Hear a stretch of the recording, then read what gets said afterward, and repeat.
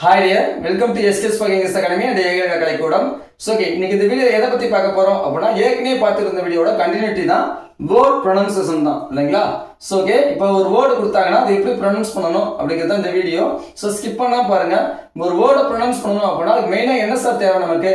அதை சிலரிஃபை பண்ண தெரிஞ்சிருக்கணும் இல்லையா? So அந்த வேர்ட் பிளஸ் அதுக்கான சிலரிஃபிகேஷனோட டீடைலா கொடுத்திருக்கோம். So எண்ட் வச்சும் பாருங்க அப்படினா கண்டிப்பா உங்களால ஸ்கில் இம்ப்ரூவ் பண்ணிக்க முடியும். ஓகேவா? So பாருங்க PERMANENT இப்படிங்கிற வேர்ட் எப்படி சார் படிக்கணும்? PER அப்படிங்கிறது எப்படி படிக்கணும்? per அப்படி எப்படி படிக்கணும்? per அப்படி படிக்கணும். MA அப்படிங்கிறது என்ன படிக்கணும்? man அப்படி படிக்கணும். NENT அப்படிங்கிற வேர்ட் எப்படி சார் படிக்கணும்? நன்ட்னு படிக்கணும் இல்லையா? ஏன்னா P க்கு இப்பு சவுண்ட், E க்கு a சவுண்ட், R க்கு இரு சவுண்ட். இது நமக்கு தெரியும் இல்லையா?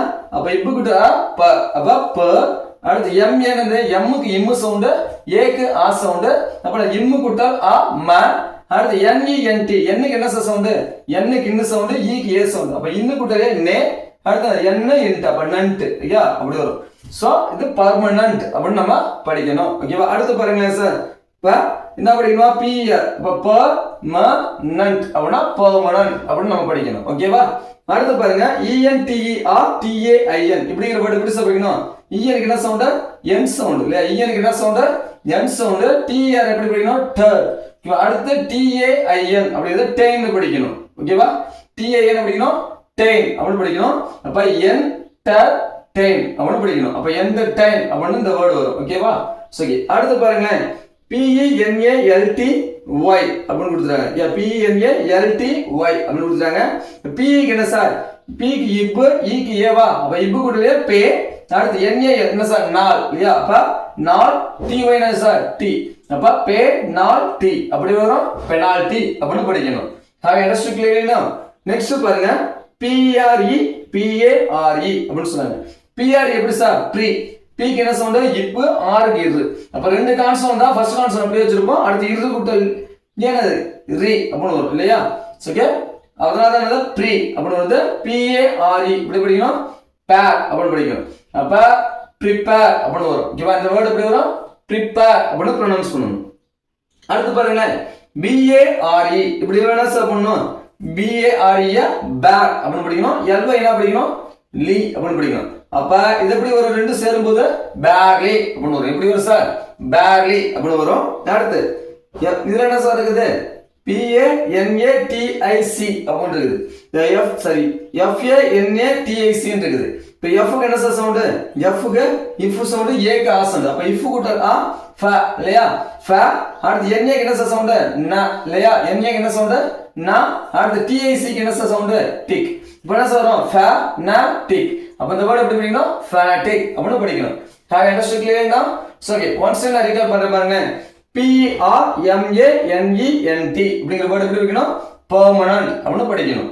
அடுத்து ENTERTAIN அப்படிங்கிற வேர்ட் எப்படி படிக்கணும்? என்டர்டெயின் அப்படி படிக்கணும்.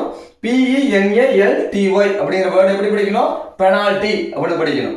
அடுத்து PRE அப்படிங்கிற வேர்ட் எப்படி படிக்கணும் சார்? prepare அப்படி படிக்கணும். அடுத்து PARELY அப்படிங்கிற வேர்ட் எப்படி படிக்கணும்? barely அப்படி படிக்கணும்.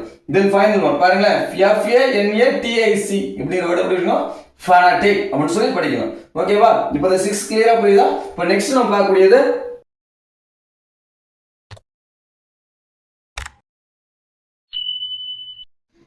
INTENTION அப்படிங்கிற வேர்ட் இல்லையா? இத எப்படி ப்ரொனன்ஸ் பண்ணோம்? IN னா என்ன sound sir? In sound. TN என்ன சவுண்ட்? Ten sound. TION அப்படினா சன் சவுண்ட். இப்போ என்ன சார் சேர்த்து சொல்லலாமா? இப்போ இன் டென் சன். இப்போ என்ன வரும்? இன்டென்ஷன் அப்படி படிக்கணும். அப்ப INTENTION அப்படிங்கிற வேர்ட் எப்படி படிக்கணும்? நம்ம இன்டென்ஷன் அப்படி படிக்கணும். ஓகேவா? அடுத்து பாருங்க BENEFIT இப்படிங்கிற வேர்ட் எப்படி சொல்லணும்? E க்கு ஏ சவுண்ட் இல்லையா? அப்ப இப்பு கூடலே பே. பே. அடுத்து NE னா நீ ஐயா. NE ஏன் இந்த இடத்துல E சவுண்ட் வருது, இந்த இடத்துல ஏ சவுண்ட் வருது? நம்ம ஏற்கனவே பேசிக் கிளாஸ்ல பார்த்தோம். ஓகேவா? ஏன்னா பிஃபோர் ஆக்கிறது என்னது? நமக்கு சாதாரண தான் வரும். ஓகேவா? Long sound.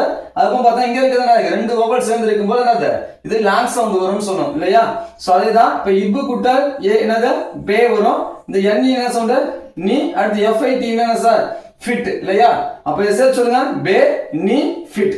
அப்ப என்ன வரும்? பெனிஃபிட் அப்படி படிக்கணும். இப்ப BENEFITங்கிற வேர்ட் எப்படி படிக்கணுமே நம்ம? பெனிஃபிட் அப்படி படிக்கணும்.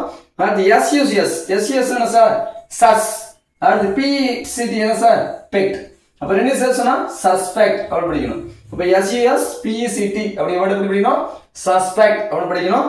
அடுத்து CARE இது எப்படி சார் படிக்கணும் CRE கேர் அப்படி படிக்கணும். FUL அப்படி சார் ஃபுல்னு படிக்கணும். அப்ப கேர் பிளஸ் ஃபுல் என்ன சார் வரும் கேர்ஃபுல் அப்படின்னு வரும். என்ன சார் வரும் கேர்ஃபுல் அப்படின்னு வரும். ஓகேவா புரியுதா? So okay, I hope this video will be helpful to update your communication skills as well as your reading skills. Do you have any doubt? You ask in the comment section. I will explain later video. Once I remind you, if you are newcomers and new viewers of my channel, please like and subscribe my channels. Then only my video notify you. Okay guys, thank you for watching.